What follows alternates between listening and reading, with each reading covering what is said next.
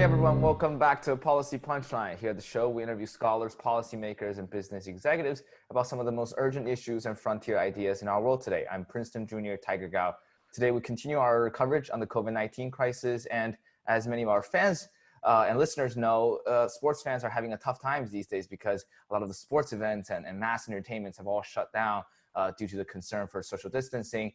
And today, we're very happy to invite back one of our longtime friend and longtime supporter of the show, and this is the second time he's back as the SVP of data analytics and insights at the NFL, Iwao Fusillo. Mr. Fusillo is alumni at Princeton, has been very supportive to Arjun and I, and we had a conversation just a couple months ago about NFL's data-driven decisions and how NFL generally does its data operations, both in terms of surveying fans and also creating new opportunities for players to recover and do better in their games. And it was a fascinating conversation, and given all the turmoil going on these days, we thought we would do another episode again, just asking how NFL is doing, what the sports industry is really thinking about ahead.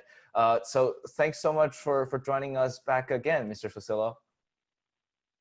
Well, thanks so much, Tiger and Arjun, for having me. I had such a great time during our last meeting. This one's a little different. For those of you listening to the podcast, we are on a Zoom recording. Yeah. So this is the new norm, and I like it a lot. It's terrific. But really, thank you so much for having me back, and quite frankly, thank you so much for the overall Policy Punchline program. I do think you bring terrific content to all of your listeners. So really love being a part of it. Well, we were thinking maybe we could be acquired by NFL sometimes, you know, as a side content production company you guys have. I don't know, you know? So, and also my co-host Arjun, just a quick word on Arjun. Our listeners must be very familiar with Arjun at this point. Arjun Mani, he is a rising senior just like me, studying computer science and does computer vision research at Princeton. A brilliant guy, one of my best friends, and also the president of Princeton Data Science Society. So thanks so much for joining me again today, Arjun. Yeah, happy to be here as always, Tiger. Well, Mr. Fusillo, we kind of touched on this. I mean, the sports industry is really, I think losing a lot of money is even an understatement. I think this uncertainty regarding what the plan ahead is truly what's gripping here. I mean, the sports industry is going to lose around $61 billion in revenue in 2020, according to some projection that I read. And it's said that, you know, the Major League Baseball is losing around $4 billion this year. Consider that they made like $10 billion last year. That means they're losing around $70 million a day. And that's just crazy statistics that we can keep going on. Would you mind just telling us a little bit about what's going on at the NFL right now? I know you guys are off season, so what's the plan ahead? Yeah, well, it's a great perspective, Tiger. I do think you see a number of things in the media about sports and entertainment more broadly. We have one very lucky timing advantage here, and that is really, as you said, we are in the off season. Now, typically, and my experience is 2 seasons long. As you know from our last podcast, I spent about 20 years at American Express before joining the NFL a couple seasons ago. And my observation is that, in fact, the off season is almost a busier time in many ways than the season itself. Once we get into the season, and as you know, we've said this publicly, we are planning to play out the full season in the fall. The advantage, the timing advantage that we have, I'm stating the obvious here, is it's the fall. Right, our season did not get interrupted. We are in fairly regular planning mode right now, and we get the added advantage of watching our colleague leagues pull together their events. We were talking right before the podcast. I was super impressed with NASCAR's implementation. You know, they had really done a terrific job of showing their fans over the broadcast the social distancing protocols that the broadcasters were using to actually bring that event to the audiences around the country and around the world. So, you know, lots more to come. You know, we've seen a number of charity golf events all, very, very well done. So we're looking forward to MLB. We're looking forward to seeing NBA, NHL also announced, Formula One also announced. So I think those are all good things.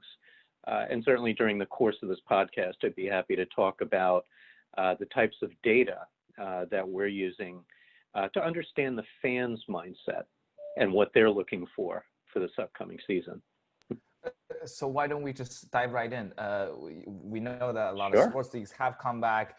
Some are planning on coming back, such as MLB, NBA, NHL, and NFL is sort of preparing their season for the fall. What are fans saying about this comeback? Do they want to start watching games live again? Is there concern about live events? What's the sentiment here? Yeah. So the data best practice is to keep a constant pulse on your customers. We do that in a couple of ways. One, we have our own proprietary research. We call it the NFL Fan Tracker. And it's a rotating group of fans who we survey literally on a daily basis. And of course, during these unprecedented times, we are surveying them around, number one, their appetite for live sports to begin with. I'm stating the obvious. There is an increasing need, right, for live sports, and that's great. The demand is there. Attendance is also a piece that we look at, and what are the things that fans would be looking for. We also do what's known in the industry as syndicated research, and that's where we will hire a third party to in fact survey the general U.S. population with similar questions. So we get both a fan-centric view and a general population view. So here are some surprising statistics. And by the way, our go-to partner for the syndicated research is a company called Nielsen. Many of you will know Nielsen as the TV company. They are it when it comes to measuring TV audiences. And so we can certainly talk about that a little bit more later in the podcast. But for consumer survey work, one of the things they found on a survey that they just finished on May 20th is that 8% of the general public would be ready to attend a live sporting event tomorrow, literally tomorrow. And so that's significant. 8% of 300 million people is a lot of people who'd be ready to go tomorrow. 21% would be ready to go in 30 to 60 days, and nearly 50% would be ready in 3 to 4 months, obviously in time for our season. So, and by the way, every time we have Nielsen go out and do that measurement, which is typically weekly, all of those numbers rise, right? And so if we were to have asked those questions 94 days ago, and why is 94 days significant? Well, that was the start of COVID-19. The answer would have been 0%, probably across the board, because nobody really knew what was happening. States were shutting down, and there was a general just lack of knowledge around what was happening. So our counsel to any, by the way, this is true not just of the sports business, but any company, a restaurant company, a movie house, a hoteling company, an airline, and I'm sure many of them are doing this, should be surveying their fans and their customers constantly to really understand what is that sentiment. Now, our very own fan tracker also gives us insight very specifically to us in terms of what are fans expecting when they go back to live games. Are they expecting PPE? Are they expecting masks, et cetera? Are they expecting social distancing, right? Are they expecting cleaning services, incremental disinfecting and cleaning services? And the answer is yes, of course, to all three, but more importantly, we're able to measure it very specifically. What percentage of our fans are saying they need to see that when they go back into the stadium, right? And again, every time we measure, we are in our 7th wave, right? Over 94 days, we've done 7 waves of consumer research because we're very, very serious about this. In every wave, the sentiment increases, right, for coming back into the live game, and of course, as weeks pass on by with stay-at-home orders, the appetite for live sports on TV rises, and it rises exponentially as you'd expect. I think there are two interesting points I want to quickly go through. The first thing is, I suppose your measurement of fans' sentiment for whether they want to go to live events, that could also be a proxy for just how people feel about, going back to normal life, right? I mean, I suppose sporting events is really the epitome of what normal life would be about. I mean, for me, it seems very intuitive. If you go to a restaurant, you can, place the tables apart, or in Hong Kong, they put shields in between tables. But for sports events, you really can't do that, right? So if people really feel like they can go in 3 months, they really want to go, I suppose. What do you think is really driving that? Do you think it's because people generally miss sports, or do you think they're confident that the curve will be flattened in 3 months? What do you think it's actually irrational? They just, it's not actually based on anything. They just feel like they really want to go now. I was just listening to a Zoom call by some folks at Carlyle, and so Carlyle have an extensive set of portfolio companies, and this gentleman at Carlyle was actually saying the same thing that you were, which is there are hard metrics, and of course, all companies, unless they have their head in the sand, they are measuring all of the metrics. They're looking state by state at cases, at test positivity, at mortality rates, et cetera. But the reality is that there is an emotional component, that there is a confidence component. And what the Carlyle person pointed to was China. And while China, has come back very significantly, right, in terms of its V-shaped return, from an economy perspective, some of that, this Carlyle person was saying, could have been driven from an emotional perspective, meaning it really depends on the people as to how fast after a restaurant opens, they will actually go back and dine at that restaurant, right? That's an emotional decision. And, I think the more that we can outwardly communicate, and it's not just sports companies, right? It's sports and entertainment, it's hospitality, right? The airlines and the hotels. The more that they can outwardly communicate through whatever channels they use, right? We of course have a very leading position in TV, but also social. That here are the protocols, here are the things, we've listened to you, and you have said that you would like to see these types of things when you come back to our establishment. That to me takes, it's just personal opinion, I have no data to suggest this, but it was interesting to hear the Carlyle analysis where they literally compared China to California. And what they said is the speed with which people are going back into retail establishments, or going back to restaurants, seems to be driven by that comfort level of, am I comfortable going back or not? And that's where it's just good business practice to listen to your customers. And that's what we do as the NFL and our colleagues at the NBA and MLB, NHL, NASCAR.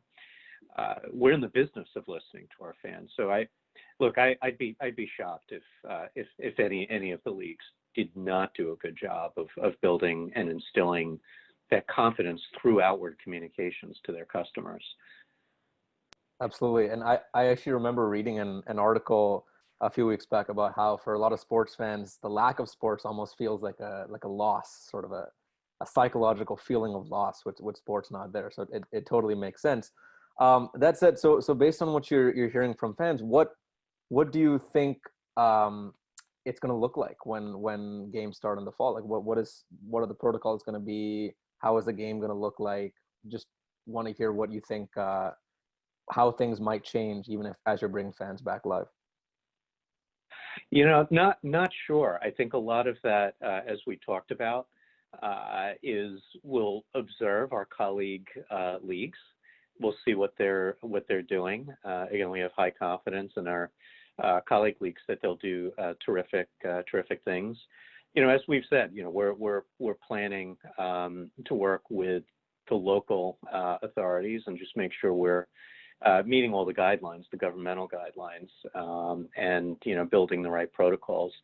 Again, for us, it's the fall. That's a very, very long time from now. It's more time between now and the fall than we've been in this pandemic, right? Just, I mean, as crazy as that sounds, but this pandemic it's only been 90 days, and we have well more than 90 before we start. So we're going to watch and see. But again, the NFL and all of the other leagues, I'm sure they'll do the right thing. Absolutely. So why don't we dive into data analytics, how that looks like both during this crisis and beyond. So there were findings from a special COVID-19 business intelligence and analytics report that was recently released that indicate that 50% of the 500 US companies surveyed are using data analytics more because of the COVID crisis. And so the takeaway there is that professionals in the field are saying that they're reporting an increase in analytics use, new opportunities across all departments. So it's quite clear that data analytics is continuing to be a stable feature of decision-making, and in many ways, the COVID crisis is only accelerating this trend. So just to kind of start off very generally, why is data analytics important? What do companies stand to lose by not incorporating data into their decision-making in a fundamental way? Great backdrop, great question, Arjun. So I harken back to the discussion we were just having before the podcast. So my daughter is almost 17. She's turning 17. She'll be applying to schools in the fall. One benefit of having gone to Princeton is that if you have a child that's applying, they will set up a very, very nice full-day experience for your child. So something right Arjun and I did not get to enjoy. Yeah. Yeah, you guys didn't get to enjoy it. I will tell you, it's an amazing experience, including for the parent. And one of the really amazing parts about that full day, it was a full day visit, so it was amazing, was we were able to attend a couple of classes. One of the classes was Political Science 301. And I was taught by Professor Tatunek, terrific, just a very, very engaging class. The thing that struck me is I'm sitting in a political science class with my then 16-year-old daughter, and the entire class is being taught to code in R. But it's political science. It's not data science, it's political science. And so I was talking to Professor Tatunek afterwards, and what she said to me is, I felt it was my obligation to make sure that every Princeton student that graduates knows how to code in R, Python, etc., and knows data and analytics. Because every business you can think of, healthcare, banking, consulting, sports and entertainment, like we're talking today, hospitality, all run on data and analytics. And so, one of the clear manifestations of this, just to give you a sense of it, is Sam Palmisano, who you may know is the former CEO of IBM, and Ken Chenault, who's the former CEO of American Express, have pulled together what they're calling a data consortium. They feel the same way that Professor Tatunek believes, which is data is the future in any industry that you have for great decision making. And so their premise is to bring together companies like the NFL, like Facebook, like Nike, MasterCard, Visa, American Express, IBM, name your company, who do data and data decisioning well, to get playbooks out there more broadly, right? Everybody wins. This is not a competitive arena where we only want the best companies to use data and analytics for good decisioning, right? Whether it's for sales support, operations, finance, or employee safety, could run the whole gamut. All of those things should be data-driven decisioning. But the reality is not everybody knows how to do it well. It's not obvious. In fact, we talked about this in our last podcast. Because big data tools exist, because data storage has become so cheap, because computing power is now universally available even to the smallest of small businesses, the temptation is to use data and data-driven decisioning for everything that you do. And that's not a good thing, because if you try to do it for everything, you will do it for nothing. You will not get anything done. You know, my advice in any company embarking on a data journey is be very targeted. Pick at most 3 applications to drive your data-driven decisioning. Get those quick wins. Establish that there is a clear return on investment for infrastructure in data and analytics, and talent. Arjun, like yourself, right? Like, you know, it's not to manage your expectations incorrectly, but data scientists are more in demand now than they have ever been. I was actually too early entering the field of data science. Okay, those entering now will have fabulous careers. You know, the tools in many ways didn't exist when I entered the field 20 years ago. Now the tools are there, but we need to find the right applications and the highest return investments to make. That's really the challenge. So hopefully that helps, Arjun. I know that was a long answer to your question, but it's important to really establish that. No, absolutely. I mean, it's so interesting, especially now with how much data exists and the kind of tools that we have to analyze it. There's just an amazing opportunity. That's why I'm going to be unemployed, because I don't study computer science and data science. It's just thanks for helping out, guys. Really appreciate that.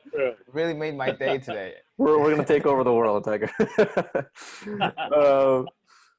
But so it seems like crises such as the one that we're facing now, in a way, it seems to be accelerating. What this report is saying is that it is accelerating the shift towards data-driven approaches. And so I think we'll probably kind of dive deep into this next question, but to get an overview, how important are data-driven approaches, and what role do they play in a crisis situation like the pandemic that we're facing right now?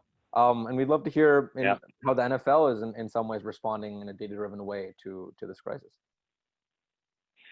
Sure. Well, my number one leadership principle, and I think many leaders follow the same type of principle, is make sure you learn from every crisis that you manage through. So for the two of you, for many of your listeners on the podcast, you're at the front end of your career. Most careers are 30 to 40 years. And remember that I'm the one who told you this. Over the course of your career, you will have to lead through 3 global crises. That is just the reality. There will be 3 global crises that you will manage through over the course of your career. Why? Because they happen every 10 years, almost like clockwork. So for me, my first crisis was 9/11, 2001. My second was the financial crisis in 2008. And here we are almost, exactly 10 years later, 2020, it's 12 years, that's fine. And here we are in the current pandemic.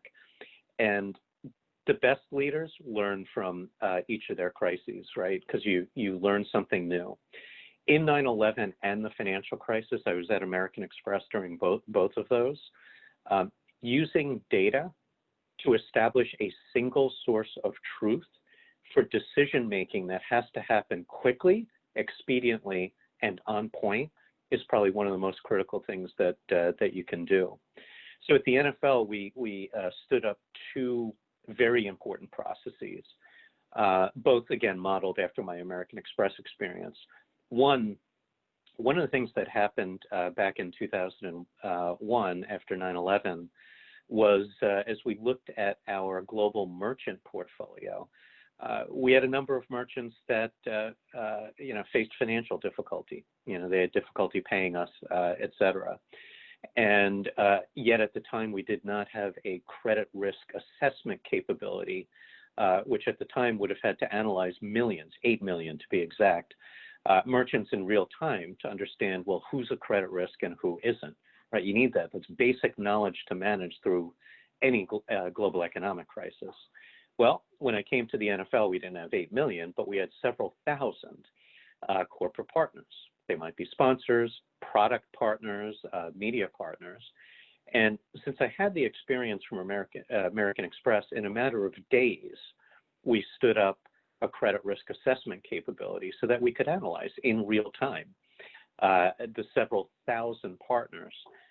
And that was a great, again, single source of truth. We don't want opinion entering into, hey, listen, do you have credit risk with that partner or not? You have to make very objective. Sometimes, we don't like it, but they're hard decisions. We have to make, hard data-driven decisions. The second example I would give you, and we can dive a lot more into this later in the podcast, is the recovery, right? There is an economic recovery. We are all hoping for a V-shaped recovery. I, for one, am betting on a V-shaped recovery. I'm not an economist, but what I would say is the financial crisis, there was something fundamentally wrong with the economy, right? We had banks that were undercapitalized. The most important sector in the economy had an issue with it. And so, it's not surprising that the recovery from the financial crisis took 3 years. I wouldn't expect this economic recovery to take 3 years. I would hope for it to be, half of that. But you still need to know from a data-driven approach, where is the recovery happening? So what we have done is we have looked to publicly available data sources like Google Trends. We have looked to the syndicated research that we talked about at Nielsen. There's another source I didn't talk about, but I would recommend to all of your listeners, YouGov. YouGov provides for all of the brands, the major brands around the world, actually, what is the brand sentiment? And you can measure it every day. And what's important about that is it gives you a leading indicator as to where consumer sentiment is. Are they ready to spend in your establishment, to buy your services, to buy your products? That to me is really the key, and that's the data-driven approach that we took at American Express post the financial crisis. I learned from that. I brought that to the NFL, and again, in a matter of days, right, we stood up that early detection for consumer sentiment and a consumer willingness to re-engage less with us, but with more our partners and our products. So more to come, but those would be the two examples I would give to your listeners. No, that's super illuminating, and it's interesting because you've also written about the importance of scenario planning and of stress testing during times of crisis, right? So, in times like this, and I imagine it would have been a similar situation in the financial crisis. The situation is just so uncertain. The facts, the trends, everything seems to change weekly. And so, during this time, how is the NFL navigating decision-making and planning? And more generally, how do you navigate decision-making and planning and use data to help you when there's so much uncertainty about what's going on? One of the, maybe it's the only benefit of COVID-19. It may be. It's hard to say that there's any benefits to a global pandemic. But as a data person, here's what I would say.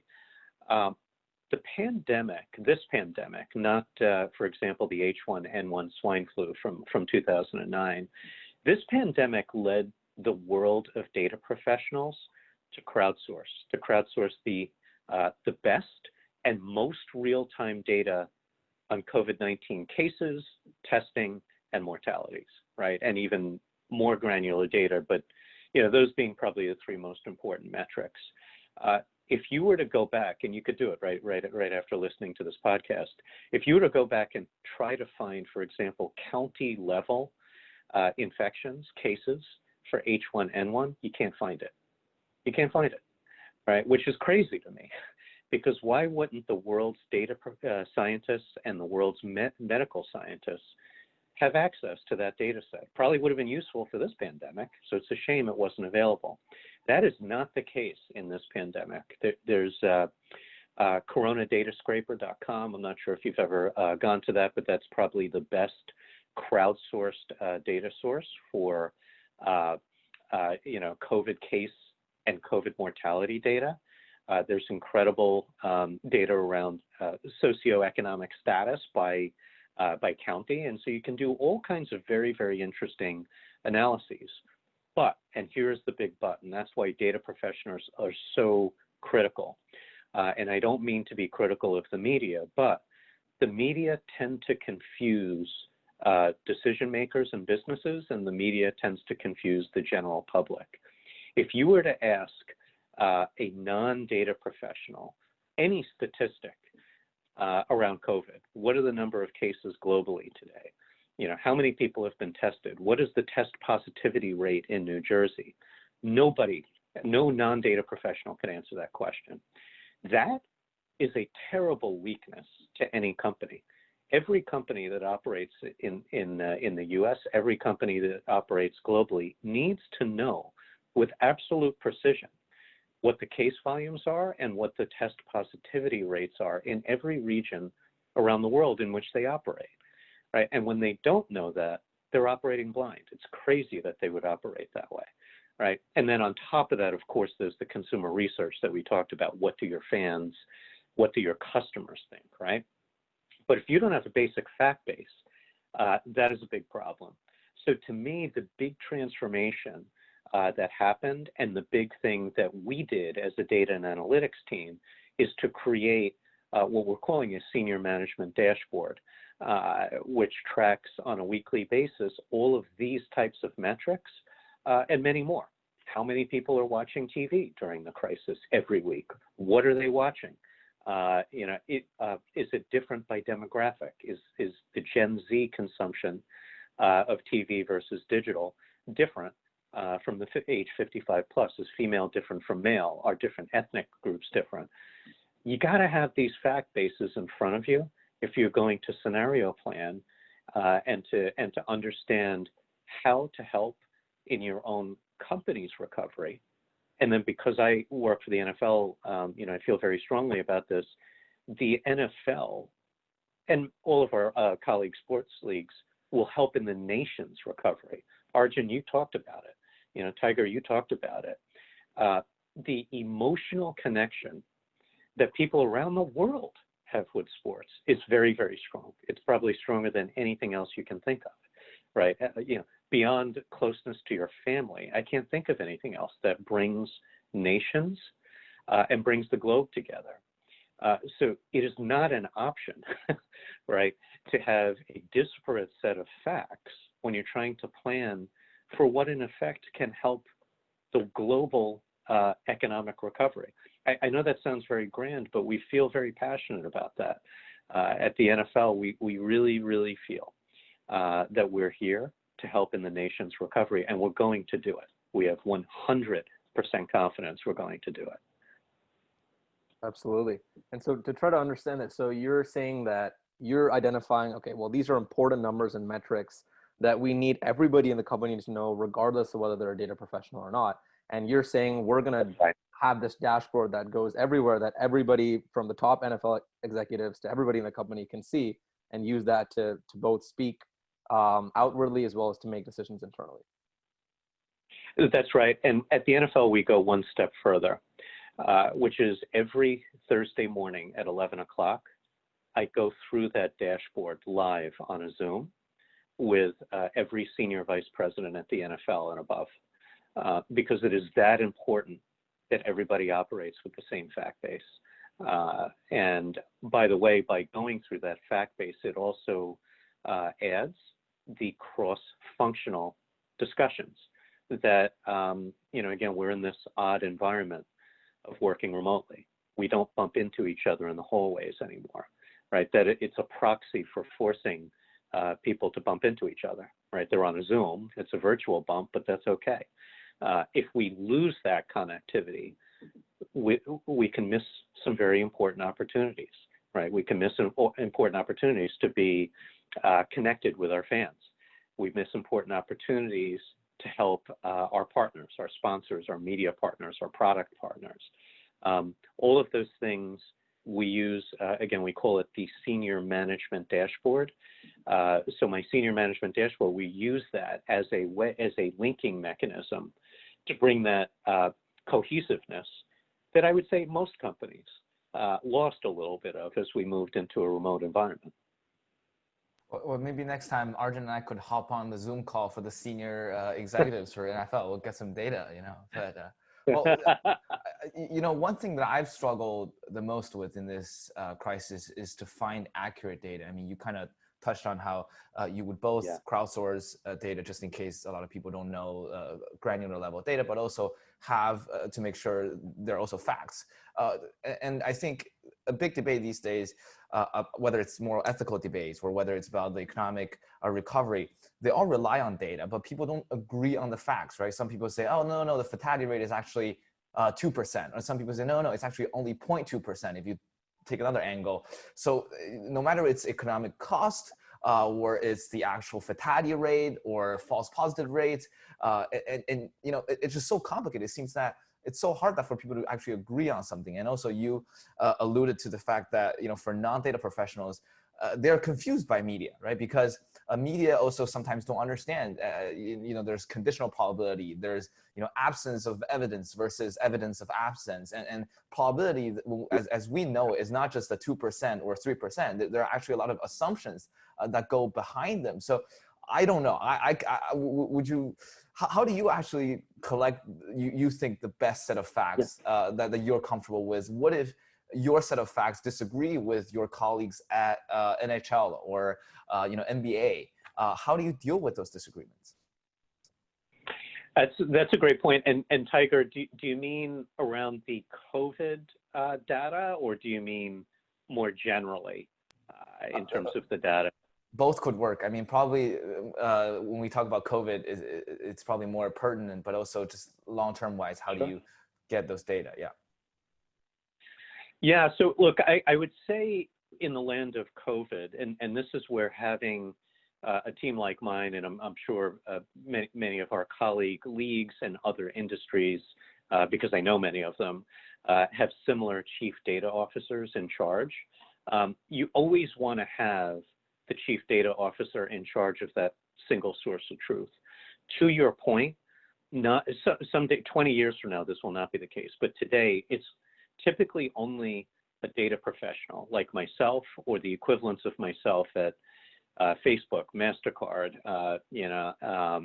Nike, et cetera, who can interrogate the data and realize there are weaknesses, and then either don't show that data or disclose there are weaknesses in the data, right? So one, very important fact, right, that we've uncovered, we don't have a solution for it, we meaning the nation, is that mortality rates are typically understated. Why? Because the coroner's offices were deprioritized from testing resources, right? So they don't know that someone who died from something respiratory died from COVID-19. So that is an inherent weakness in the data set. Now, increasingly, what we are seeing is that some states are reporting a new add-on data set, which is probable COVID deaths, right? But as long as you're disclosing to your organization that we believe the data that we have here from, I'll make it up, Johns Hopkins, is certain COVID deaths only, and that may only be half of the picture, then everybody knows, okay, I got it. There's another, whatever, 20%, 30%, 50%, maybe even 100% add-on that will come later when Iwao finds, my chief data officer finds the probable death data set and adds that on.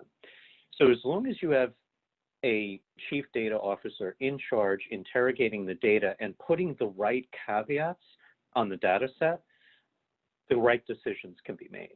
The disaster is a non-data professional looks at CNN, and I'm not picking on CNN, I think they do a reasonably good job, but they're not data professionals. They're clearly not data professionals. Some of their data visualizations, it makes me cringe, the map with 50 colors on it. Did anybody ever teach you the first rule in data visualization? More colors means you don't know what you're doing on data visual. If you have to use colors, okay, that means you do not have a good handle on data visualizations, right? You should not have to use different colors to get your point across. So, they're not data professionals.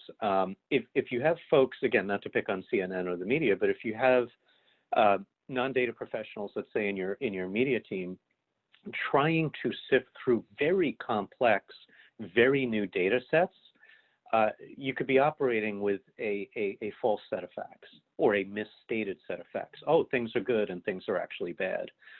We have seen, not to get political about this, but some local governors, you question the data that they've been putting on their websites because is it a intentionally skewed set of truths, right? Did you intentionally remove the probable deaths because it didn't tell such a good story? Did you intentionally remove, nursing home data from the entire data set because it didn't tell such a good story? That's where you get nervous, right? A data professional will never do that. A data professional will always say, look, here are 3 different ways to look at the data. Certain deaths, you add the probable, you have a nursing home data set, and here's what you have. And by the way, all 3 give you 3 different stories, 3 different perspectives, and you should use all 3. As a practical matter in making your decisions. More generally, though, Tiger, because we are not trading notes on the COVID data with the other sports leagues, there's just simply not enough time, right? It's only been 94 days, and we're all operating at Mach speed here. Again, our off season is a very, very busy time for us. But I do trade notes very significantly with the other leagues. I know most of the data professionals at the NBA, the MLB, the USTA, NASCAR, and so we do trade notes pretty extensively, both on data sets themselves as well as data infrastructure. What are the best practices out there? Lots more to do. But we're trying to do a little bit more. Again, going back to the data consortium, the Sam Palmisano and the Ken Chenault initiative, we're trying to get even more broadly out there, right? That we go across industries.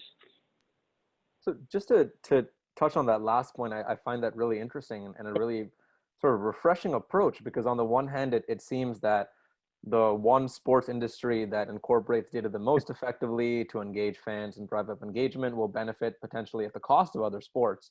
And with the NFL appearing to be, in many ways a leader in data analytics and across the sports industry, you are in particular advocating for the importance of collaboration, for sharing notes, for sharing insights with other sports leagues, the MLB, NBA, MLS, etc.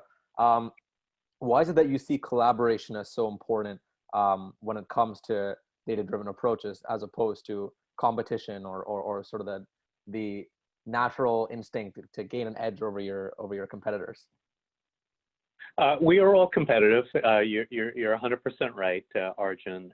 But the hard facts are, if you look at an average avid sports fan, that fan is a fan of generally three or more sports. And so there is a rising tide effect for all of the leagues to get to some minimum level of data competence. And, I appreciate your thoughts that, the NFL is likely on the high end of sophistication. Much of that is simply because we took what was perfected in the financial services industry, who was very advanced, right? The financial services industry and the healthcare industry were the first industries to use data and analytics at scale to drive their businesses. And so we simply took an operating model, which quite frankly took 7 years to build at American Express, and built it in 18 months at the NFL. So it's not like there's some magic. It's we had the blueprint and we made no mistakes. I made lots of mistakes in my American Express days. We knew the blueprint. We knew the game plan. We had seen the movie before. And so it was a very, very fast implementation. The second thing that made for an 18-month versus 7-year journey is infrastructure. Right, 20 years ago, when I built the data and analytic practice at American Express, you had to spend nearly $1 billion in compute infrastructure to store the types of data that you need, to have the compute power that you need. Today, you can just call, we use AWS, you can just call AWS and get the infrastructure stood up tomorrow, right, at a cost in the hundreds of thousands of dollars, not hundreds of millions. And so that's where you can just move with great speed. So to me, to be able to share that journey, not only with our leagues, our colleague leagues, here in the U.S., I've spoken extensively in Europe to the European soccer teams, as an example. Each team is a small business. And again, 20 years ago, when I stood up the data practice at American Express, it would have been impossible for a small business to use data and analytics at all. You just couldn't do it. The infrastructure, and B, you wouldn't be able to pay the talent to come in there. It's very expensive talent to get in there. They wouldn't do it. Today, for a few $100,000, call AWS. You can stand up your CRM tomorrow, and don't hire anybody full time. There are companies out there that will rent you data scientists by the project. Rent what you need and then get going. Now, you may decide, I highly recommend that you build up your own data science department, but you don't need to do that out of the gate, right? And so you're out of this land of a cold start problem. There is no such thing as a cold start, right? You can start. You can walk, then jog, then run. And years ago, you could not do that. You had to go right to Mach speed. And unless you were American Express, ready to spend $500 million, you couldn't do it. You're out of the game. So that's how I think about it. Well, my takeaway is just that NFL made such a great decision hiring you. I mean, that must be like the best, snatch you right from American Express and help them build the whole thing, Well, Arjun joined our policy punchline team a while ago, and he hasn't given me any insight on data or any of our computer vision research, dude. Thanks for helping out here. Anyways, well, I think that we kind of touched on all the aspects about where we get the data, how we process data, what the tools we're using, and I think another really interesting aspect of this current crisis is that fans are all staying home, right? So you don't get the stadium data, not the in-person data anymore. And it seems more important to engage fans on social media, especially when a huge issue right now is that people don't watch TV anymore, because Wall Street Journal reported that, a large cable and satellite TV companies are all losing like customers in the first 3 months of the year, just because all the sports bars are all canceling subscriptions. Sorry about my background noise here. It's just all the sports bars are canceling subscriptions, and that causes a huge issue. So I suppose everybody is moving on to social media. They're streaming things. How do you actually get to know them on that front? Well, this goes back to how the media, and we have great respect for the Wall Street Journal and CNN and all those who have reported those things. It's important to have the facts. So this is where I go back to our own data from Nielsen. Again, Nielsen is the currency, as the industry calls it. They own the currency for TV measurement. And so the Wall Street Journal is right in that there has been a secular decline in what Nielsen calls households using TV, HUTs, okay? And it's been a single-digit long-term percentage decline. The NFL, however, has bucked that trend virtually every year that they've been in existence, okay? And so for the past couple of seasons, as for instance, just to give you the stats, we've had 2 back-to-back years of 5% increases in viewership of our game. At the same time, there have been single-digit decreases in households using TV. So for us, the facts are very, very different. They're very different from any other programming, whether it's other sports leagues, the Grammys, the Academy Awards.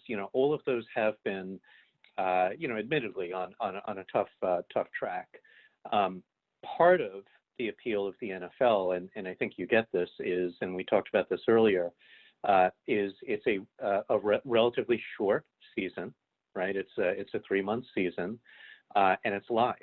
There's no record. You can't record it and have the same effect. It is in effect a perishable piece of inventory for fans to view, and for the networks to sell against when they're selling advertising time. You've heard all the crazy statistics on Super Bowl ads and things like that. That's the dynamic. That said, your point's a very good one, which is when we look at our next generation of fans, and we look at millennials, which I would argue is probably not even next generation anymore, they're mainstream fans for us. But Gen Z, my daughter, right? My daughter's turning 17, so she's in the Gen Z. How do we think about Gen Z? Well, let me give you some statistics on the draft. I'm not sure if you were able to watch our virtual draft, but that was just an amazing feat performed by our events group, right? Where we went from a live experience that would rival many other sports leagues games, right, in terms of attendance and fanfare and things like that, to a fully virtual event filmed in every corner of the U.S. that you could think of: coaches' homes, players' homes, the commissioner's basement. Just an amazing implementation. And this is where data really helps you, because again, we have that real-time data feed, and I think you guys know this, but the draft is over 3 days. And so we know minute by minute from my partnership with Nielsen, how many people are watching the draft on TV, okay? And then we have our own data sources to know how many people are watching through various sources of social media, right? And who's on Twitter. We also know when the commissioner is announcing various picks, right? Joe Burrows, right? So when exactly did that happen? How many people were watching on TV, and what did the Twitter feed look like, right? And so we're able to triangulate all those things, and lo and behold, for my daughter's, Gen Z generation, we saw the largest increase ever, year-over-year increase ever in the Gen Z population for the draft. 71% increase in TV viewership, not social media, TV. TV, viewership up 71% for Gen Z. No one has been able to pull that off. That's all the data. By the way, the programming was excellent, and bringing again that personal touch of being in a coach's home, a head coach's home, or dining room, right? Being in a player's home with all of their family. Being in the commissioner's basement and seeing him eat M&Ms over the course of 3 days. Those are things that just brought that Gen Z population to the TV. And then social obviously was through the roof. Social, if you look at the numbers, let me just give you some rough numbers on the 3 days of the draft. We had 70 million people over the 3 days. 70 million people over the 3 days watched the draft. It's not even a game. It's not a game. It's the draft. No one's playing anything. There's 70 million people who have watched this thing. Okay, and it's a very high bar. That's not like a cumulative measurement. You have to have actually watched more than like a nanosecond. Like you actually have to sit there and watch before we count you, right, in that 70 million. That's that. And by the way, how does that compare to previous years? Is that more than previous years? It's our most watched draft ever, wow. which is just staggering. We're in the middle of a pandemic. We had incredible executives like Peter O'Reilly, Michelle McKenna, who's our chief technology officer, pull this thing together in 30 days. In 30 days, they had to pivot from a live event to this virtual event, and 70.1 million people watch this thing. Right, and it's just staggering when you think about it. And a regular season game, it's not an apples to apples comparison, of course, but a regular season game draws about 16 to 17 million. So it just gives you it's a 3 day, it's a hard comparative, 3 days versus a 3 hour, game, but it just gives you a little bit of a dimension, to look at. So that's how we like to think about it. You don't always see the Wall Street Journal or the CNN talk about these things, but that's where the fact base is important. We get it. We know that social is important. Let me give you another statistic. So we have our clubs, of course, with many highly engaging players. And we have a senior executive, Ian Trombetta, who helps the players in their social media, right? They're posting videos and things like that.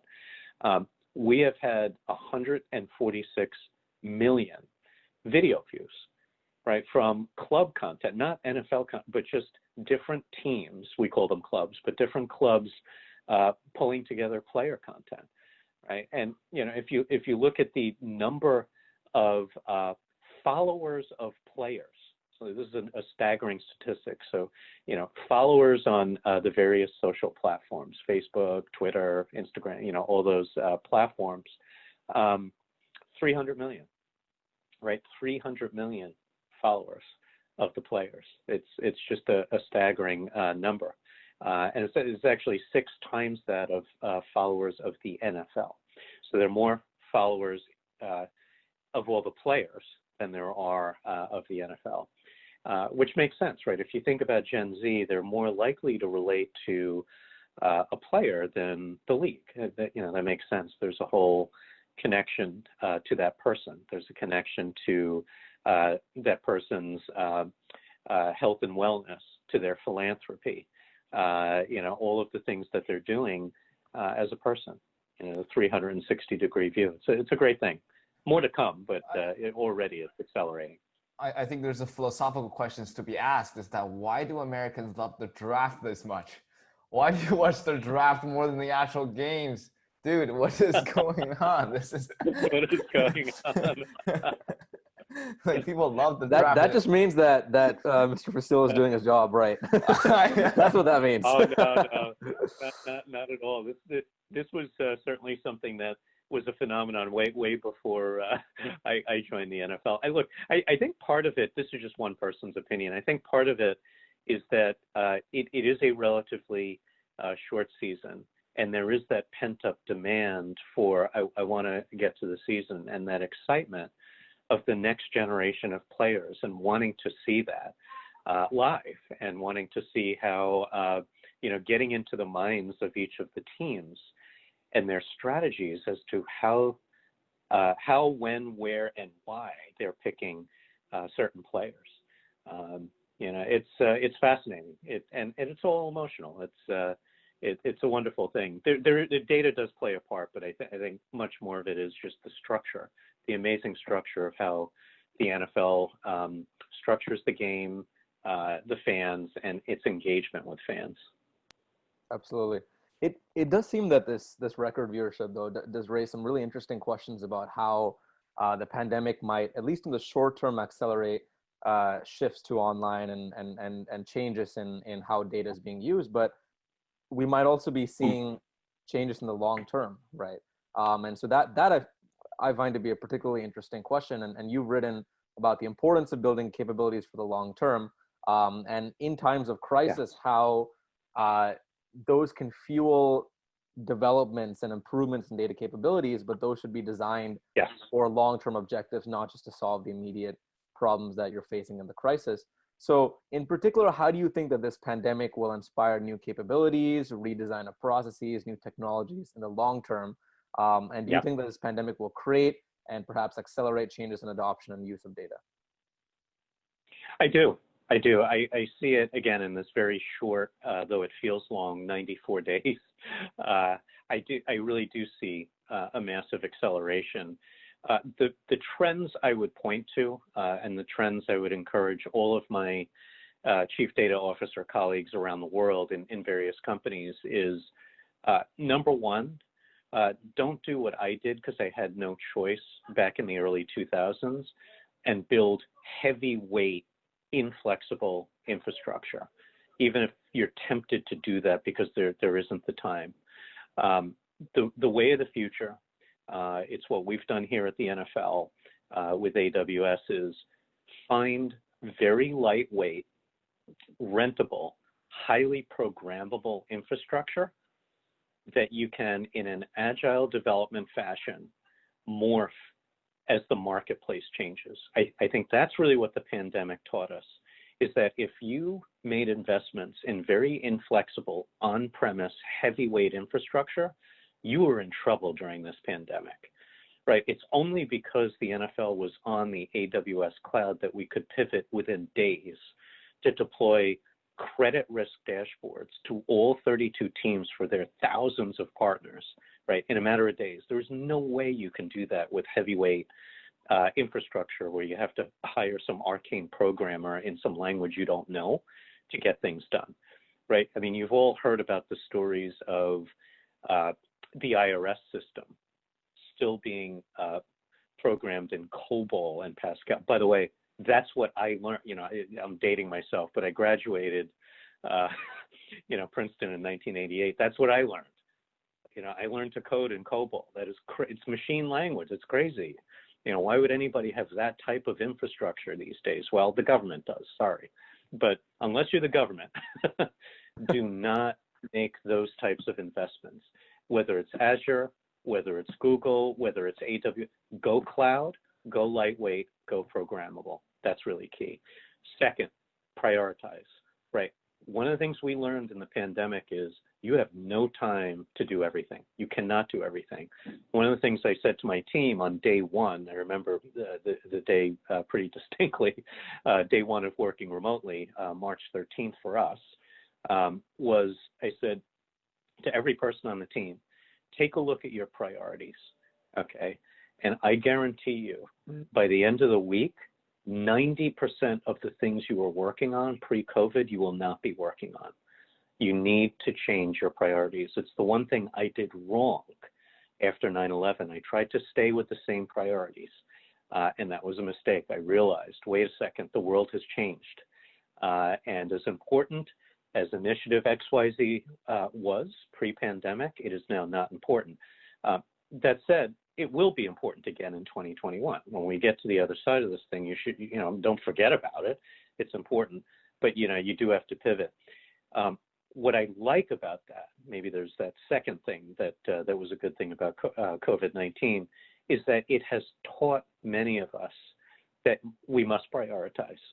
And in my mind, if you are in the midst of standing up a data program, do no more than 3 stand-ups, right? Do no more than 3 stand-ups, because you got to make sure that those 3 work, and that you have the time and the energy to pivot them if you need to do some agile development and develop something that's slightly different than what you conceived of in the beginning.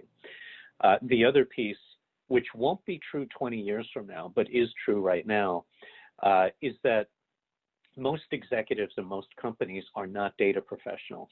So they are therefore very impatient about progress on data-driven projects. They assume that if I invest today, tomorrow I will have a return on investment, right? Because that's how marketing works. Oh, well, I did a marketing campaign, I have a return tomorrow, and I need to measure that.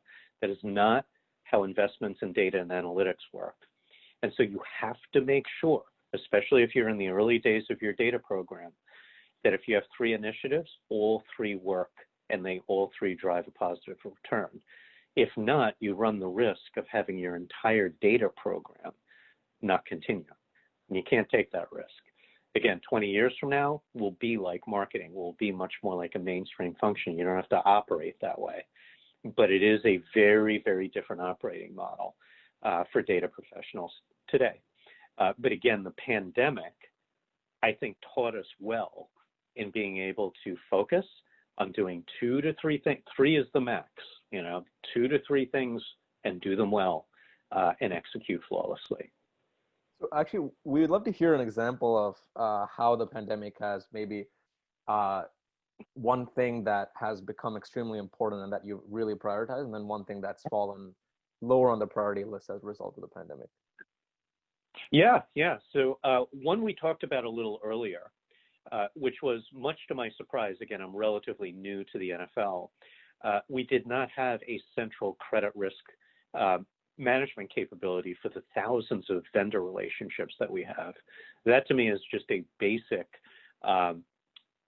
capability that any business should have. So I was quite surprised. Again, we stood it up in a matter of days.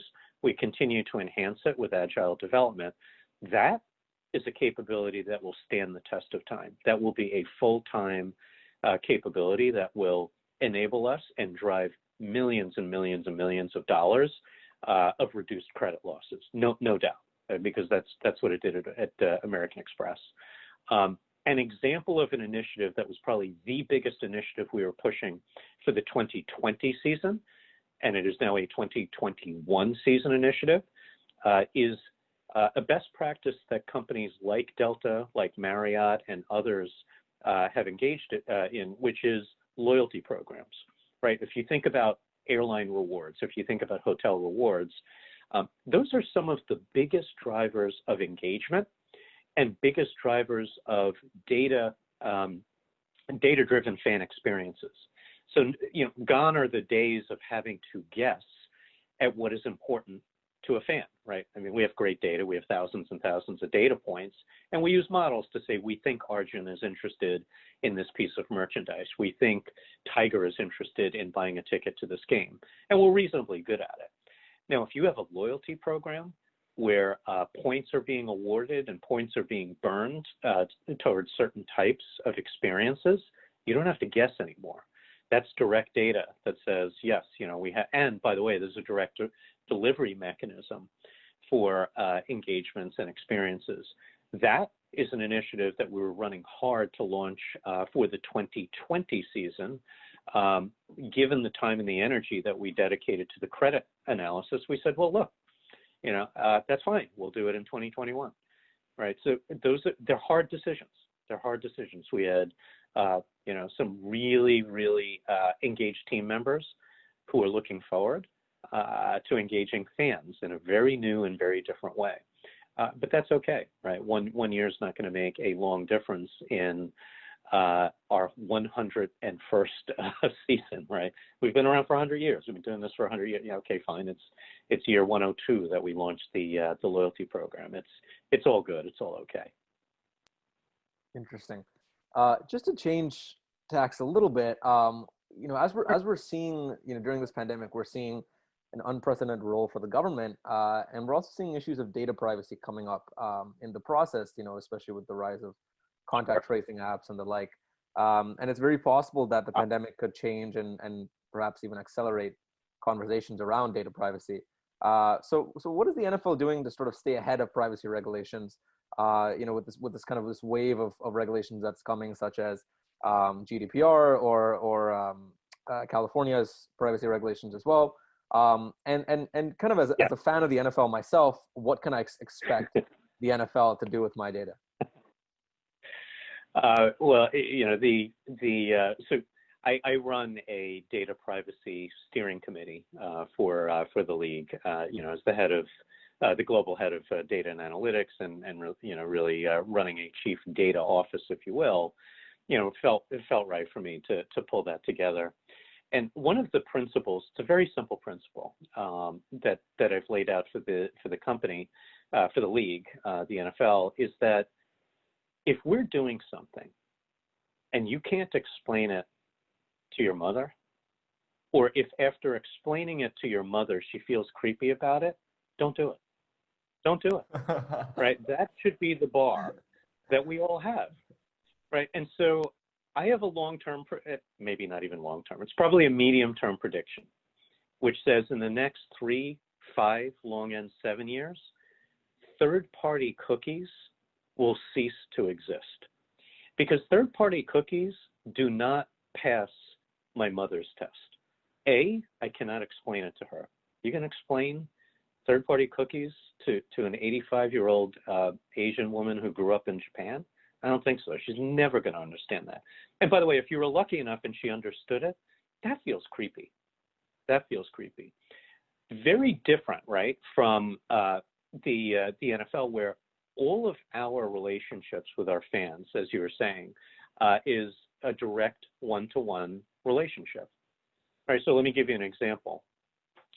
If you offer up, and most of our fans do, if you offer up to give us knowledge about who your favorite team is, what do we do in return? Because this goes to your question of what are we doing with the data? Well, then we're going to give you more relevant offerings and services, right? We will find merchandise that's relevant from a favorite team perspective. We will find offers for tickets to games where your favorite team is playing. We will change the content of the website or the mobile app to be more driven towards your favorite team. What fan is not going to want that? And what fan doesn't understand that? Well, yeah, of course, I'm going to give the NFL my favorite team information. I want stuff that's relevant to me, right? And to me, that's the value of having a one-to-one relationship.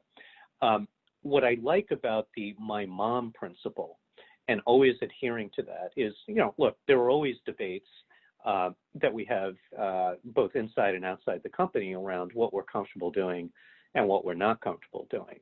But it goes to your question on regulators. I like the idea of self-regulation. And that's one of the fundamental principles for why Sam Palmisano and Ken Chenault pulled the data consortium together, because they want this group of highly advanced data-driven companies to set the playbooks, to set the best practices out there. So regulators like the California Attorney General's office don't feel like they have to regulate anybody. Or if they do, you know what? I'll just write the regulations according to what this data consortium group of companies is doing today. What we don't want are non-data professionals at the California Attorney General's office, not to pick on them, to write regulations that are actually very difficult and very costly and potentially nonsensical to implement. Let me give you an example. The California law, which is called CCPA, the California Consumer Privacy Act, in my mind, my humble opinion, was written by non-data professionals because unless you're really, really good at this stuff, it was nearly impossible to implement a system that would do what was required by this California law. And so some companies, some of our partner companies, spent upwards of $10 million to implement a system just for California. Just for California, $10 million, okay? We did not. We spent in the hundreds of thousands of dollars. There are tricks to doing this, but unless you're really good, you're spending, in fact, the California Attorney General office said on average, companies of the size of the NFL were spending upwards of $2 million. There's no reason a company should have to spend $2 million to adhere to a poorly written regulation. Right. I mean, that's if it costs $2 million, because that's a lot of money, and that's way more than we're spending on the AWS cloud rental. By the way, we're spending in the hundreds of thousands. So now we're going to spend $2 million on something that just to adhere to a California law. That doesn't really make a lot of sense. It means a non-data professional wrote it. So what we would argue in the data consortium is do it right, and do it in a way that even if California decided to write the regulations, they write it in a way that it's not costing $2 million to implement, right? It's costing a few $100,000. It's relatively easy. And again, going back to my mom's rule, my mom understands it and would not feel creeped out by the data practices. So that's how I think about it. And it's not just data privacy. It's ethical use of artificial intelligence, right? It's, there's a whole gamut of practices. There's a whole set of new computer vision, right? Arjun, you're in the computer. What is the ethical use of computer vision? Do we want to wait for a non-data professional in a governmental office to write the regulations, or do we simply want to do it correctly, right? And either not have regulations come into place, or they come into place, but they make sense and they're implementable. And they're not onerous. Does that make sense? No, absolutely. Absolutely. That makes sense. It's a difficult issue, but I think the NFL seems to be navigating it in a way. I really like that sort of mother, explain it to your mother and see whether does it sound creepy or not. How bad is it that it took me like 3 seconds to realize you guys are talking about like not like chocolate chip cookies, like third-party cookies. I was like, what? What's the? That's the reason for the mother test, right? The third-party vendors selling cookies at NFL games. I don't know. It does speak Very to the danger of sort of using jargon to sort of cover up what you're actually doing, though, right? I think that's why this whole mother test is super super useful. It's a good bar. It makes it real for I think as the one counsel I would have to anybody entering the field of data science is communications is really, really important. Data scientists are typically not strong communicators, but those that have the best experiences, those that have the most fruitful careers, can speak to their mothers about what they do. My mother knows exactly what I do, by the way, right? And that tells you a lot, that we can take what is a reasonably complex science, it's a very complex science, data science, but bring it down to a decision maker level. Again, 20 years from now, I don't think that's going to be necessary, because I believe most C-level executives will be well-versed in the jargon. They will be, but today they're not. And next year they won't be, and in 5 years they still won't be. But 20 years from now, I think they will all. Arjun, does your mom know what you're doing with your computer vision research or whatever the thing you I got? think approximately. I've you know, I've done my best to explain it. It's good practice for sure. To you know, good practice for my communication skills. If we can sort of shift tack completely to the idea of working from home, you know, this has become a pretty major and kind of relevant issue in the wake of the COVID crisis. And companies like Google and Facebook are allowing employees to work remotely from home until the end of the year. And some companies, Twitter, for example, are allowing their employees to work from home indefinitely. I know my dad personally, he works in tech, and he is basically working from home until September. And then he has the option to only have to come in 1 day a week and then work from home the rest of the day. So kind of things seem to be changing in fundamental long-term ways. And so for white collar America, all these trends sort of put into question the return of the traditional office and cubicle setting in this new post-COVID world. And so how do you feel about this so-called work from home revolution? And do you think there'll be a day where, for example, we'll look at shows like The Office with a certain nostalgia? So do you think that we're going to see this shift towards work from home in a fundamental way? What do you think are some potential negative consequences, some potential positive consequences? And how would you maybe approach this question from a data-driven approach, right? How can you use data to try to assess whether work from home is effective? That's a great it's a great theme. I do know the Twitter and Facebook folks very well. In fact, I know the chief human resources officer at Twitter. We worked at American Express together many years ago. Here's what I would say. I think it depends a lot on the business. So when I think about my role, my data and analytics role at American Express, when I think about many different roles at Twitter, at Facebook, at Google, you know, these companies that have all announced the end of year and maybe even beyond in the case of Twitter in a remote working environment, their work products and their work cycles is a better word, are far more predictable. So I remember when I worked at American Express, I generally did the same thing every day, right? There was not a off season, a regular season, a postseason, right? There weren't the draft, the combine, you know, every event, every major event for the NFL and our colleague sports leagues are very different. So I think if you work for a bank, you work for a consulting firm, you work for a Google, a Facebook, a Twitter, I think in the short term, working from home seems like a very, very viable proposition. I'm very thankful for my team. We are 100% remote working from home right now for the 94 days, which feels like 94 years, but it is 94 days that we've been working from home. We feel fortunate because we have tools like this Zoom technology.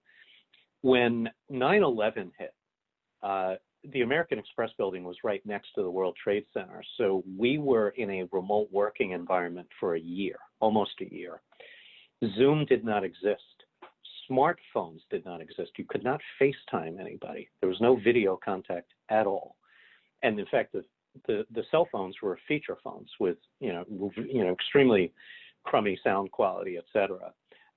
It was hard to work from home at that point in time. The productivity levels were very challenged as a practical matter. And it was just hours and hours and hours of just aggravating time on the phone. It really was. And feelings of real self-isolation, because being on the phone is not the same as being on a Zoom, a WebEx, Microsoft Teams, whatever software you use, Google Meet. They're all great. But here's what I would say. Even if you have so for the NFL, I don't think it's a long-term solution. For sports league, I don't think it's a long-term solution. For the NFL, just so that you know, I'm bringing my team back into the office in the next few weeks. Okay, so it's over for us. This was a cool experiment. I'm glad it's over. I don't want to do it anymore. The fun is over. It's extremely difficult to do, and so we don't want to. But for Facebook, Twitter, I get it. But here's what I would say, particularly for those folks who are early in their career. Even if you're at a Facebook, a Twitter, a Google, a consulting firm, I don't think from a long-term career perspective, if you have high ambitions to advance your career and take on incremental responsibilities and incremental roles, I don't think remote working is a good idea. So I used to manage, the parallel to this is I used to manage global, for most of my career at American Express, I managed global teams. In my last job at American Express, I had teams in Australia, in India, in London, Mexico, Canada, every geography you could think of. And every person, because every person's career is a function of their own ambition, right? We don't impose as leaders ambition onto people on our teams. So if a team member says, look, I'm ambitious and I'd like to take on new roles and, someday have your job, Iwao. That's great. That's the loveliest thing I can hear is somebody wanting to have my job. It's awesome. But the one piece I tell them is if they were working in the Canada office, the Australia office, the India office, you must do a 2-year rotation in the New York or London headquarters. If you don't, you will not make it. You will not make it because you are out of sight and out of mind. That may be different in Twitter and Facebook. Look, I've never worked at those companies, so I don't know. But at American Express, and that was the moral equivalent because we didn't really do the remote working that much. And today, I would say for those who want that upwardly mobile, increasing roles and responsibility career path, you got to think about a balance where you're not in a 100% remote environment.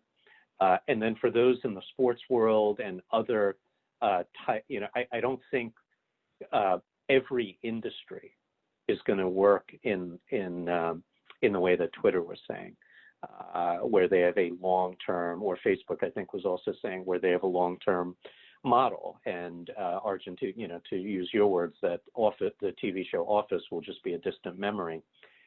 I don't think so. I don't think so. Will it look different? It may look a little different, but it's not going to be a distant memory. No, that's a wonderful point. And also, just because something is more efficient doesn't mean it is more ideal or that's something people want to do. I mean, I wouldn't imagine if I have built my entire career just being a remote software engineer, even though if I get paid a lot, I don't think that would be very enjoyable. But I do want to ask you one more question about long-term trends, since we're talking about long-term trends about working from home. Why don't we talk about the long-term trends of sports industry? Because I think there is an important conversation there to be had. And I would love to push back on you a little bit because you were quite optimistic about NFL's plan to come back. And NFL, as you said, the official plans come back in the fall. But we have seen in the past couple of months some implementations and experiments that didn't work as well. For example, Germany's soccer league, Bundesliga, restarted their game. They would test their player twice a week. They have this kind of little bubble league type of thing. All the players live together. And actually, they still led to multiple teams shutting down because it detected the virus. Same thing happened with the UFC. The UFC didn't really have that strict rules in the first place. And then they didn't even abide by that well. And one of the players came in contact with someone. The testing didn't come in until later. And that was very unfortunate. And MLB spent a lot of time thinking about this current plan that they got going on because baseball right now should be the prime season. And baseball should be something that has the least kind of contact between people. So a lot of people had a lot of hope on MLB. And epidemiologists are saying, Sure. we don't like your plan. Your plan is not sufficient. You have to do better. Maybe you need daily Mm-hmm. testing. Maybe you need a bubble league, whatever it may be. So it does seem not that hopeful. So don't you think it's a little bit too overly optimistic that we think life will just go back to normal in the fall, that people would just want to come out and watch sports? I mean, I get that sports is an integral part of our culture that we shouldn't abandon, like work from home, but it doesn't seem a little bit rushed, right? Well, again, I think we have, look, it's by pure luck that we have the advantage of time. And look, I think you're right. I think there will be implementations, both in terms of the games themselves. You pointed to a couple of very, very good examples where, you learn from it, right? The best leaders are not looking necessarily for perfection. There is a way to be perfect, which is don't do anything. Right. And look, I've had this conversation with folks on my team about going back to the office next week. I get it. There are folks who would rather not. When I brought 200 people back into the World Financial Center after 9/11, as strange as this may seem, back then, high floors were a big fear factor for people. Right. And I was on the 46th floor. My entire team was on the 46th floor. And so when I brought people back, there was a visible nervousness around people. I get it, but the alternative is just to shut down and live in the corner of your bedroom for the next 50 years. I guess that's an alternative, but it seems nonsensical to me. And look, I need to be sensitive about it with my team. I don't want to necessarily force anyone, quite frankly, to go back to the office. But let me give you a real example. My wife, she'll be turning 62. She has type 2 diabetes, and she has autoimmune disease. She is at seriously high risk of COVID-19. If she got COVID-19, I got a serious problem on my hands, right? So I could take the point of view that says, I'm not productive, working from home, and but I don't want to put her at risk, and I'm just going to stay at home for the next, until I retire from the NFL. That seems just not the right thing to do as a leader. And I told my team this very directly. I said, I have the highest risk factor of all of you. Okay, so I will be scrutinizing the return to work protocols. Are they taking my temperature or not as they go into the office? Right? Is there social distancing? Are there one-way hallways? Are we not allowed to use printers? All of the mundane things which will make a difference. Those are the types of things as an employee I will be looking for. And if I don't feel 100% comfortable, I'm not bringing my team back. I said, I'm going in first.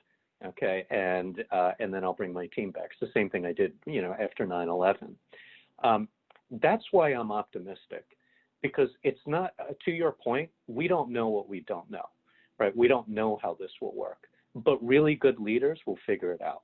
Will there be tripwires along the way? Of course. But if you don't hit those tripwires, then that means you've not done anything. And if we've not done anything, we did not help raise the nation's spirit. Okay. And last time I checked, it seems like everybody wants us to raise the nation's spirit, number one. And number two, again, going back to the beginning of our podcast, we know from our survey work, both our internal fan tracker and the syndicated research, fans want to go back. They want to go back. 8% will go back tomorrow. 21% will go back in 30 days. And then by the time our season, it'll be 50, 60, 70, who knows, right? It'll be a very, very high percentage. But again, to your point, a lot of that will be, do we, and we, I mean collectively, all of the leagues, are we smart about this? Do we learn, if there are tripwires that we hit? By the way, not only on just the game implementation, but also how, I pointed to the NASCAR implementation where, they featured all of the social distancing of the broadcasters. That went over very, very, we measured it. That went over very, very well. That particular race was one of, outside of the Daytona 500, was the most viewed race that NASCAR has had since 2017, right? It tells you that was and we have the minute by minute, and the minute by minute was rising during, the very self-promoting, it was self-promoting in the right way, implementation of social distancing of the broadcasters, of the mechanics in pit row. Even when the drivers were standing next to their cars, clearly more than 6 feet away from the next driver, they were wearing masks, right? Those are the things that make for what we believe to be a very positive fan experience. And we're going to learn more. Again, to me, it's all about the data. It goes back to what you guys had premised this podcast on, which is we have learned a lot in this pandemic about the power of data and that real-time feedback loop as we prepare for our regular season and as we see our colleague leagues stand up their seasons, right? It's not like we measured NASCAR because we were curious about. We're looking to learn. What are the things that worked? It turns out it was, quite a flawless execution. They did a wonderful job. But, to your point, there'll be hiccups. I'm sure there'll be things that don't work. That's fine. No one's expecting perfection. By the way, was the draft, was every moment working on the, did someone's Wi-Fi kind of glitch out during yes, it did. Did anybody care? Not really. It actually added an element of realism to, we're in the midst of a pandemic. These guys are trying to raise the nation's spirits by continue on.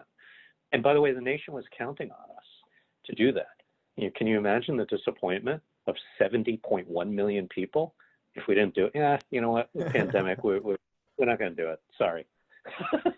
You can't do that. You got to just go and do it.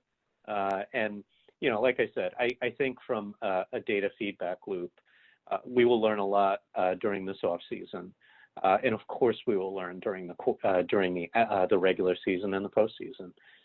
So I, for one, am looking forward to it. As a data professional, I think it will cause us to measure things that we hadn't measured before. And back to your both of your earlier points, those then become institutionalized as processes we keep post the pandemic, which is exciting. Well, I am really moved by your answer, and also you are an admirable leader, Mr. Fusillo. You have skinned the game. You lead the charge. I mean, this is just all the examples and qualities that we really talked about today. I mean, it's truly great what you guys are doing, and people constantly bring up the example of the first sports game, the first baseball game right after 9/11, and how much that signifies in terms of lifting the nation's spirit up. Did. And I think this is great that we're figuring out solutions. So I suppose at the very end, we will just ask you, what would be your punchline here for this show? I mean, last time we asked you the punchline, this time we probably expect a different punchline in a pandemic. Sure. Yeah. Well, look, my punchline would be much more about looking forward. It's a lot about the themes that you premised this podcast on.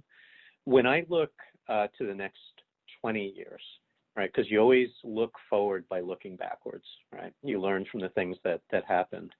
If I look at the prior 20 years, and I look at the evolution of the chief financial officer, and how the CFO has now become the go-to executive for CEO positions, the go-to executive for public board positions, I believe the same thing will happen for chief data officers over the course of the next 20 years. I think if you, and I'm very excited, I won't be working in 20 years, not to reveal my age, but I'm in my last quartile here. So I'm super happy with my career. This is great. But there is an ounce of wanting to be still in corporate life 20 years from now, because I believe 20 years from now, a significant portion of Fortune 500 companies and their CEOs will be ex-chief data officers.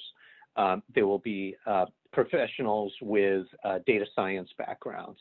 And that is, in many ways what I learned with my daughter coming to Princeton for a day and Professor Tatunik, that here's a professor saying she doesn't want any person to graduate from Princeton without a deep knowledge of R, without a deep knowledge of data science, because the world will become very, very data-driven over the next couple of decades. So I look forward to that. I look forward to being a part of it. And then, you guys, I'll certainly be following you guys over the course of your careers. And I'm sure because you're both very data-driven, clearly. Arjun, more specifically, I'm a little bit hopeless. I'm much more hopeless in that technical regard. Yeah. He's selling himself short. He's definitely selling himself short. Well, that's a wonderful punchline to end on, and you made several really important predictions. Both in terms of chief data officers leading a bigger role in the future, and also in terms of regulation and how sports industries shape up. So, well, it's always a pleasure, Mr. Fusillo. Thanks so much for so graciously offering to come back to the show again and offering us your wonderful insights. Thanks so much. Absolutely. Thank you. Well, thanks so much for having me. Be well, stay safe, and I look forward to the next podcast. Of course. And Arjun, thanks so much for helping me out as well. Yeah, always great banters, on the show. Oh, as always, yeah. It's always a great time. It's the most fun ever. So anyways, thanks so much for listening today. That was our interview with NFL's Senior Vice President of Data Analytics and Insights, Mr. Iwao Fusillo. We talked about how data-driven decisions should be made in terms of crises and beyond, and also some of the tools that NFL are using to monitor their fan sentiment right now, and also a path back to normalcy. Those are very important questions to be had. And we certainly, the whole nation is looking forward to looking up to NFL and other sports leagues to lifting our spirits up. So that was our interview, and hope you enjoyed it. Please follow us on policypunchline.com and follow us and rate and review us on iTunes, Spotify, and other platforms that you may follow your podcast on. Thanks so much for listening and watching today. Appreciate it.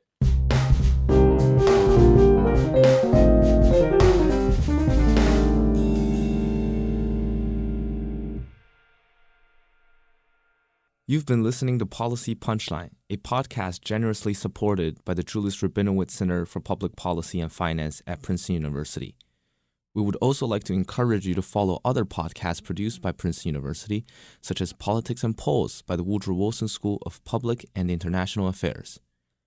Policy Punchline is intended to be informational only and does not reflect nor represent the views of Princeton University or the Julius Rabinowitz Center for Public Policy and Finance. For more information on subscription, donation, volunteering, or contact, please visit policypunchline.com. Thank you again for listening.